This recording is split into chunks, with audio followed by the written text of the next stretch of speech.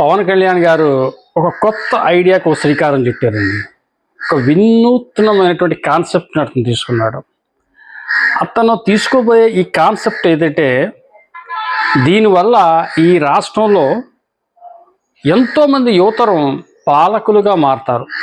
వాళ్ళ మనసులో ఉంటుంది, నేను ఈ గ్రామానికి సర్పంచ్ అయ్యి అభివృద్ధి చేయాలి, ఎంపీటీసీ అవ్వాలి, లేకపోతే ఎంపీపీ అవ్వాలి, జెడ్పీటీసీ అవ్వాలి, ఇంకా లేదంటే ఎమ్మెల్యే అవ్వాలి, ఎంపీ అవ్వాలి. ఇలా ఉంటాయి. ప్రతి ఒక్కరికి రాజకీయంగా, కొంతమందికి అంటే సామాజిక సుహృన్నటువంటి కొంతమంది యువకులు రాజకీయవేత్తలుగా ఎదగాలి, నవ సమాజం రూపొందించాలని కోరిక వాళ్ళ మనసులో ఉంటుంది. ఆ కోరిక నెరవేరిన పాపం చాలామంది ఆ కోరిక నెరవేరకుండా వాళ్ళు అనేక వృత్తుల్లోని వ్యాపారంలో స్థిరపడిపోయిన చాలామంది ఉన్నారు. కొంతమంది జిల్లా ఆఫీసర్లకు వెళ్ళాలి, ఐఏఎస్ అవ్వాలని చెప్పేసి రాజకీయ నాయకులు అయిపోయిన వాళ్ళు కూడా ఉంటారు. కాకపోతే కొంతమంది యువతరంలో ఒక స్పిరిట్ ఉంటుంది, నేను నా గ్రామానికి సర్పంచ్ అయ్యి ఈ గ్రామాన్ని ఏదో ఉద్ధరించాలి, లేకపోతే నా నియోజకవర్గానికి ఎమ్మెల్యే ఈ నియోజకవర్గంలో ఈ సమస్య నేను పరిష్కరించుకోవాలి అని చెప్పేసి ఆ యువతరంలో ఒక స్పిరిట్ ఉంటుంది. ఆ స్పిరిట్ని కనిపెట్టి ఆ యువతరాన్ని ఆ రాజకీయాల వైపు ప్రజాప్రతినిధులుగా మార్చే ప్రయత్నం పవన్ కళ్యాణ్ గారు చేస్తున్నారు. దీనికోసం ఆయన కొత్తగా ఒక ఆలోచన ఆయనకి తట్టింది. యాక్చువల్లీ ఈ ఆలోచన అయితే పవన్ కళ్యాణ్ గారిది కాదు, కేంద్రంలో ఢిల్లీ స్థాయిలో పనిచేస్తున్నటువంటి ఒక సీనియర్ జర్నలిస్టు సలహా ఇచ్చాడు పవన్ కళ్యాణ్ గారికి. ఆ సలహా పిచ్చగా నచ్చింది. దాన్ని అతను చాలా త్వరగా, అతి తొందరలోనే కార్యరూపం దాల్చే ప్రయత్నానికి శ్రీకారం చుట్టాడు. అదేంటంటే జెన్ జీ అని చెప్పేసి. జెన్ జీ అంటే యువతరంలో ఇదొక సెక్టార్, ఇదొక తరం. యువతరంలో వీళ్ళొక తరం, వీళ్ళని జెన్ జీ యువతరం అంటారు. అంటే 1997 నుంచి 2007 మధ్యలో పుట్టినటువంటి వాళ్ళు ఈ జెన్ జీ పరిధిలోకి వస్తారు. వీళ్ళ ప్రత్యేకత ఏంటంటే, వీళ్ళు పల్లెటూళ్ళు అయితే ఆ పల్లెటూరులో ఉన్న టోటల్ ఓటింగ్లో ఒక 10% ఉంటారు అంచనా. అలాగే పట్టణాల్లో అయితే ఓ 15 నుంచి ఒక 18% లోపు ఉంటారు. వీళ్ళు చేసే పని ఏంటంటే, ఈ జెన్ జీ తాలూకు యువతరం ఆయా గ్రామాల్లో కానీ లేకపోతే ఆయా పట్టణాల్లో కానీ ఏదైనా అవినీతి జరిగినా, అన్యాయం జరిగినా, అక్రమం జరిగినా వీళ్ళు చూస్తూ ఊరుకోరు. అలాగని రోడ్డు మీదకి వచ్చి అల్లరి చేయరు. పాతకాలంలాగా రాస్తారోకోలు, ధర్నాలు, స్ట్రైకులు ఇవి చేయరు. వీళ్ళు ఏం చేస్తారంటే, సోషల్ మీడియాను చక్కగా ఉపయోగించుకుని ఆ గ్రామంలో జరిగే లేకపోతే ఆ పట్టణంలో జరిగే అన్యాయాన్ని, అక్రమాన్ని, అవినీతిని సోషల్ మీడియా వేదిక ద్వారా ఏ విధంగా అయితే ఆ సోషల్ మీడియాలో పోస్ట్ చేస్తే ప్రజలకు అర్థమవుతుందో ఆ విధంగా పోస్ట్ చేసి, ఆ విధంగా ఎడిటింగ్ చేసి, ఆ విధంగా దానికి తమ్నెయిలో లేదా టైటిలో ఇంకోటో పెట్టి అది 10 మంది నుండి స్ప్రెడ్ చేస్తారు. సోషల్ మీడియాలో బాగా వైరల్ చేస్తారు ఆ సమస్యని. ఆ సమస్య అలాగ ఎక్కడ చేరాలో అక్కడ చేరుకుంటుందో ఆ సమస్య పరిష్కారం అయిపోతుంది. చూడండి, ఇప్పటికీ చాలా సమస్యలు సోషల్ మీడియా ద్వారా పరిష్కారం చాలా ఉన్నాయి. ఉదాహరణకి ఎక్కడో ఎందుకు పిఠాపురం నియోజకవర్గం చూసుకుందాం. అక్కడ ఎన్నో, మొన్న చూడండి, ఒక అనాథ తల్లి, ఒక అక్క, తమ్ముడు, మాకు తల్లిదండ్రులు లేరు, పవన్ కళ్యాణ్ గారు దయచేసి మా పట్ల మీరు దయ చూపండి, మమ్మల్ని మీరు దత్తత తీసుకోండి అని చెప్పేసి ఒక వీడియో చేస్తే అక్కడ ఉన్నటువంటి కుర్రోళ్ళు ఈ జెన్ జీ తాలూకు కుర్రోళ్ళే. ఈ తరం నేను చెప్పినటువంటి 97, 2007 మధ్యలో పుట్టిన కుర్రోళ్ళే ఆ సోషల్ మీడియాలో వైర్ చేస్తే పవన్ కళ్యాణ్ గారు చూసి దత్తత తీసుకుని వాళ్ళకి నెలకి ఎంత అని పంపించి వాళ్ళకి బట్టలు, చదువు అన్నీ ఆయన చూసుకుంటున్నారు. అలాగే ఇంకా చాలా ఉన్నాయి. ఇవన్నీ కూడా పెద్దలకు వెళ్ళిపోతున్నాయి. చంద్రబాబు నాయుడు గారికి ట్యాగ్ చేస్తారు, పవన్ కళ్యాణ్ గారికి ట్యాగ్ చేస్తారు, నారా లోకేష్ గారికి ట్యాగ్ చేస్తారు. మొన్న ఒక ఇన్సిడెంట్ జరిగింది. ఒక భాస్కర్ రెడ్డి సమ్ నేము, వైసీపీ అంటే వీరాభిమాని అతనికి హాస్పిటల్లో యాక్సిడెంట్ అయ్యి హాస్పిటల్లో చాలా ఇబ్బందులు ఉంటే అతను 4 సార్లు 5 సార్లు మన జగన్మోహన్ రెడ్డి గారికి అతను వీడియో పోస్ట్ చేస్తే అతను స్పందించకపోతే వీళ్ళే ఆ వీడియోని మన నారా లోకేష్ గారికి ట్యాగ్ చేసి పంపితే లోకేష్ గారు స్పందించి అతనికి మెరుగైన ట్రీట్మెంట్ చేయించాడు. సో ఇప్పుడు విషయానికి వద్దాం.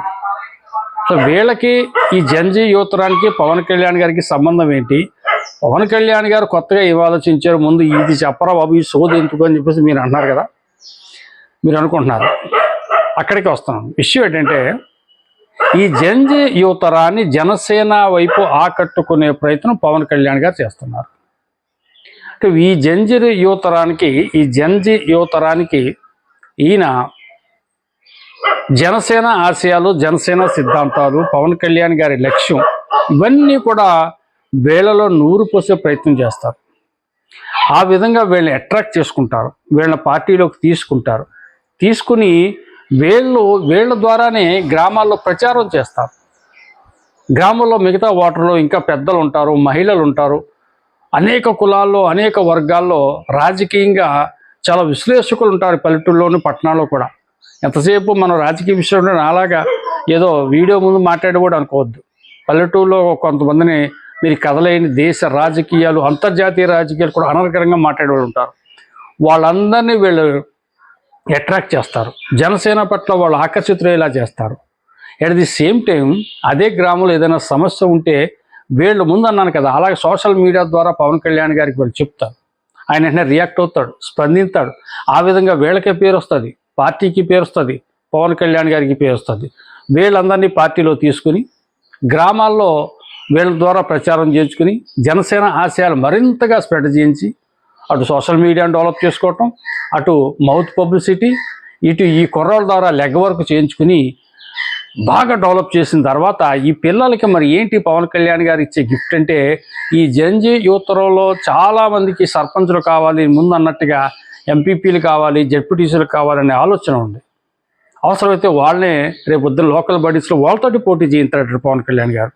ఆ గ్రామంలో ఆ జంజి యువతరంలో ఈ 1997 నుంచి 2007 మధ్యలో పుట్టిన కుర్రాళ్ళు బాగా యాక్టివ్గా ఉన్న కుర్రాడు, ఇతను బాగుంటాడు, గ్రామ సమస్యల బట్టి స్పందించాడు, పలానా సమస్య వస్తే ఇతనే సోషల్ మీడియాలో హైలైట్ చేశాడు, ఆ రోడ్డు వేశారు, లేకపోతే ఆ పూర్ ఫ్యామిలీకి న్యాయం జరిగింది, ఇటువంటి ఈ నేపథ్యం ఉన్నటువంటి కుర్రాడిని సర్పంచులుగా, జనసేన ఎంపీటీసీలుగా చేస్తూ లోకల్ బడి వచ్చే సమయానికి ఈ సెటప్ అంతా కంప్లీట్ చేసుకుని ఈ లోకల్ బడి ఎలక్షన్స్లో ఈ జంజి యువతరం వాళ్ళని ఎక్కువగా సర్పంచులుగా, ఎంపీటీసీలుగా, ఎంపీపీలుగా, అవసరమైతే జెడ్పీ చైర్మన్గా కూడా చూడటం కోసం పవన్ కళ్యాణ్ గారు పథకం రచించారు.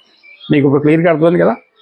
ఎప్పుడైతే లోకల్ బడిలో వీళ్ళు విజయం సాధించి విజేతలు అయ్యారో, ఈ లోకల్ బడి తర్వాత ఈ జంజి యువతరం అంతా కూడా ఒక మంచి నెట్వర్క్ కింద తయారైపోద్ది పవన్ కళ్యాణ్ గారికి. ఈ నెట్వర్క్ ఏం చేస్తుందంటే 2029 నాటికి జనసేన పార్టీ అతిపెద్ద పార్టీగా రాష్ట్రంలో, ఇప్పుడు వైసీపీకి అంటూ కొంత ఓటు బ్యాంక్ ఉంది, కొంతమంది ఎస్సీలో, కొంతమంది వైసీపీ ఎంత చెప్పినా వాళ్ళ ఇంట్లో జగన్మోహన్ రెడ్డి గారి ఫోటో, లేదంటే మన ఈయనెవరు రాజశేఖర రెడ్డి గారి ఫోటో ఉంటుంది, దివంగత రాజశేఖర రెడ్డి గారి ఫోటో ఉంటుంది.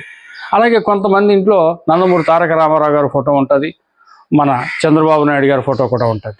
కానీ పవన్ కళ్యాణ్ గారి ఫోటో కూడా ఉంటుంది, పవన్ కళ్యాణ్ గారు కూడా ఓటు బ్యాంక్ ఉంది. కాకపోతే ఈ పవన్ కళ్యాణ్ గారు ఓటు బ్యాంక్ సమస్య ఎక్కడొచ్చిందంటే స్టెబిలిటీగా ఉండట్లేదు.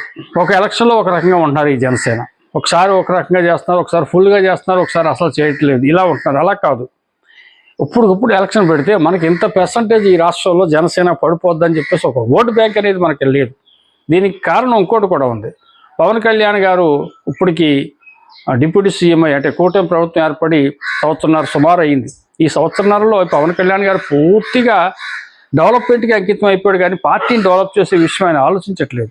మరి ఇక్కడ ఎంత మిత్రపక్షమైనా, మరి మిత్రపక్షం అనుకోవాలో శత్రుపక్షం అనుకోవాలో తెలియదు, కానీ తెలుగుదేశం వాళ్ళు ఏం చేస్తారంటే వాళ్ళ డెవలప్మెంట్తో పాటు పార్టీని డెవలప్ చేసుకుంటూ వెళ్ళిపోతున్నారు. కాకపోతే ఇక్కడికి వచ్చేసరికి సమస్య ఎక్కడ వచ్చిందంటే, ఇతను పార్టీని కొంత నిర్లక్ష్యం వహించాడు, పూర్తిగా డెవలప్మెంట్ మీద సెంట్రల్ నుంచి ఫండ్స్ తెచ్చుకోవడానికి పడిపోయాడు. కానీ ఎవరైతే ఈ జర్నలిస్ట్ సలహా ఇచ్చాడో, ఈ సలహా ఇంటికి నచ్చిందో, ఇమ్మీడియట్లీగా ఈ జంజి యువతరాన్ని ఆకట్టుకునే కార్యక్రమానికి ఇతను శ్రీకారం చుట్టాడు.